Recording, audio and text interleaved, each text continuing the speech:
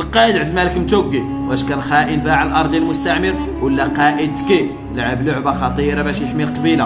1912 ما كانش عام عادي، كان عام تبدل فيه المغرب بالسيف وبالخيانه. السيوف ما تسداتش، غير تبدلات الوجوه اللي ما قدرش يقاتل بسلاح، قاتل بالحساب والمؤامره. في وسط هاد العاصفه كاين اسم بقى كيدوي حتى اليوم، عبد الملك متوقي. منين بان اسم المجاهد احمد الهبه كقائد ضد الاستعمار الفرنسي؟ تزيرات البلاد وتقسمات المواقف.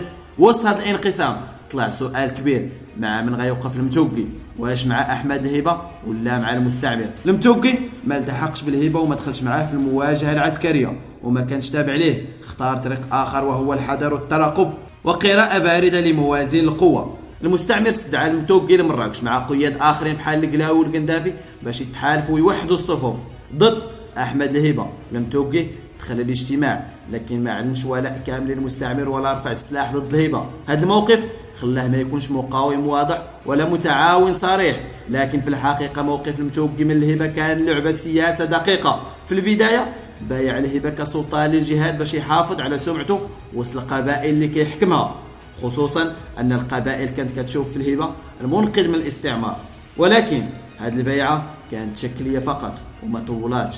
بعد هزيمه الهبه في معركه سيدي بوعثمان بقى المتوقي والجنود ديالو في مراكش وما قدموا حتى دعم عسكري للهبه. كل التحركات ديال المتوقي كانت مدروسه. بعد المعركه تحرك المتوقي بالجنود ديالو ماشي باش يقاتل، ولكن باش يبعد اتباع الهبه اللي هربوا من المعركه لمراكش ويمنعهم يتحصنوا في المدينه، وباش يمهد هو والقياد الاخرين بحال القندافي والقلاوي الطريق لدخول الفرنسيين بلا مقاومه. باختصار المتوقي كيف العاده كان كينتظر النتيجه باش يحدد مع من يكون وبلا ما يخاطر بالجنود ديالو. وهنا نقدر نقولوا بكل وضوح المتوقي كان ذكي حذر ومصمم على البقاء في السلطه حتى لو كان ثمن بيعه شكليه وخيانه فعليه للهبه.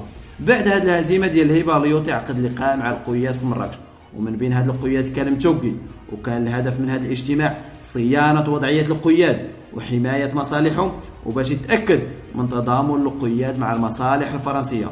في 1913 تم تكريم المتوقي من طرف المستعمر الفرنسي حيث عطاوه وسام جوقة الشرف تكريما على الدور ديالو في حمايه الضباط الفرنسيين اللي كانوا محتاجين في مراكش الفتره اللي كان فيها الهبه في مراكش، وايضا في الحملات ضد المقاوم انفلوس في منطقه حاحه، والصراع اللي سال بسقوط دار انفلوس في 1913 بطبيعه الحال بمساعده المستعمر ليه.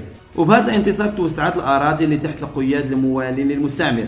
هذا الشيء كيبين بلي المتوقي ماشي غير لاعب سياسي، بل قوه حاسمه على الارض قادر يفرض النفوذ ديالو ويحقق مصالحه في زمان تبدلات فيه قواعد اللعبه. ما تنساوش تتابعونا على مدرسه الزمن وتخليو لنا تعليق وتبارطاجيو الفيديو باش تشجعونا نكملوا في هذا الطريق.